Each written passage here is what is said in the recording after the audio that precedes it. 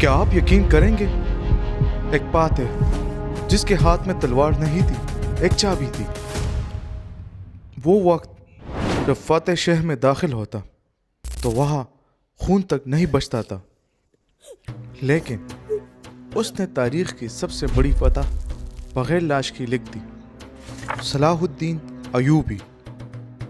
بیت المقدس صلیبیوں کے قبضے میں تھا، مسلمان بکھرے ہوئے، ہر امیر اپنے تلوار پر مغرور۔ پھر ایک آدمی تھا جس نے پہلے قبائل کو نہیں، دلوں کو جوڑا۔ مصر، شام، جزیرہ ایک ہاتھ میں، کیونکہ وہ جانتا تھا ٹوٹتی ہوئی صفیں کوئی جنگ نہیں جیتتے۔ 1187 میدان خطین، صلاح الدین نے پانی روک دیا۔ دشمن کے لشکر میں ایک قطرہ بھی نہ تھا۔ ایک صلیبی صفائی چیخا، پانی دو۔ سلطان صلاح الدین نے اپنا مشروب اس کے ہاتھ میں رکھ دیا۔ یہ صرف پتہ نہیں تھی، یہ اخلاق کا اعلیٰ ترین لمحہ تھا۔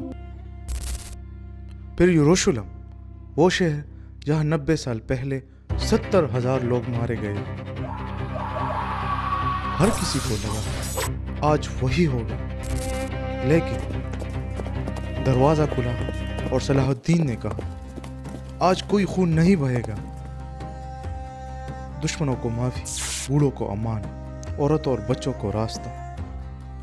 یہاں تک کہ رچرڈ دی لائن ہٹ لکھتے ہیں وہ سب سے بڑا فاتح ہے جسے ہم سمجھ نہیں سکے۔ صلاح الدین ایوبی فاتح نہیں تھا، وہ ایک پیغام تھا۔ اصل طاقت تلوار میں نہیں، معاف کرنے میں ہوتی ہے۔ 2 سوال صرف آپ کے لیے، فاتح ہوتے تو کیا کرتے؟ انتقام یا معافی؟ ایسی تاریخی ویڈیوز کو دیکھنے کے لیے ہمارا چینل سبسکرائب کریں۔ شکریہ۔